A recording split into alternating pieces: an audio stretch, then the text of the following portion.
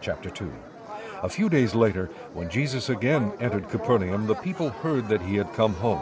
So many gathered that there was no room left, not even outside the door, and he preached the word to them. Some men came, bringing to him a paralytic carried by 4 of them. Since they could not get him to Jesus because of the crowd, they made an opening in the roof above Jesus, and, after digging through it, lowered the mat the paralyzed man was lying on.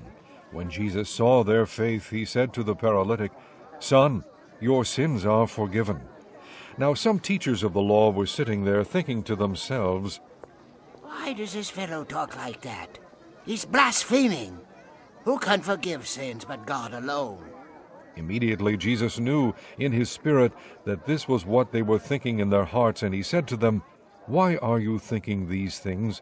Which is easier, to say to the paralytic, 'Your sins are forgiven,' or to say, 'Get up, take your mat and walk'? But that you may know that the Son of Man has authority on earth to forgive sins," he said to the paralytic, "I tell you, get up, take your mat and go home."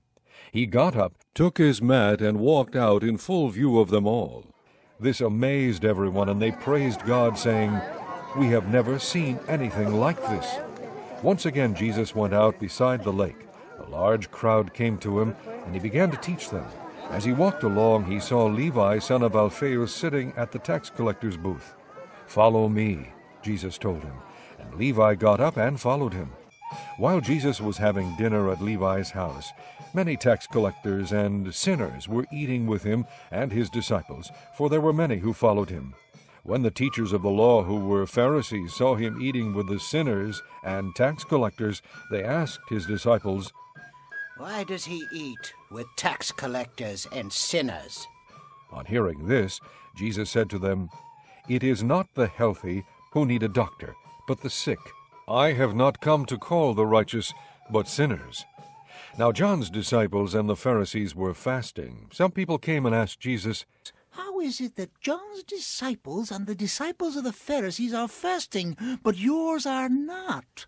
Jesus answered, "How can the guests of the bridegroom fast while he is with them? They cannot, so long as they have him with them. But the time will come when the bridegroom will be taken from them, and on that day they will fast. No one sews a patch of unshrunk cloth on an old garment. If he does, the new piece will pull away from the old, making the tear worse. And no one pours new wine into old wineskins. If he does, the wine will burst the skins, and both the wine and the wineskins will be ruined. No, he pours new wine into new wineskins." One Sabbath, Jesus was going through the grain fields, and as his disciples walked along, they began to pick some heads of grain. The Pharisees said to him, "Look, why are they doing what is unlawful on the Sabbath?" He answered, "Have you never read what David did when he and his companions were hungry and in need? In the days of Abiathar the high priest, he entered the house of God and ate the consecrated bread, which is lawful only for priests to eat, and he also gave some to his companions. Then he said to them, 'The Sabbath was made for man, not man for the Sabbath. So the Son of Man is Lord even of the Sabbath.'"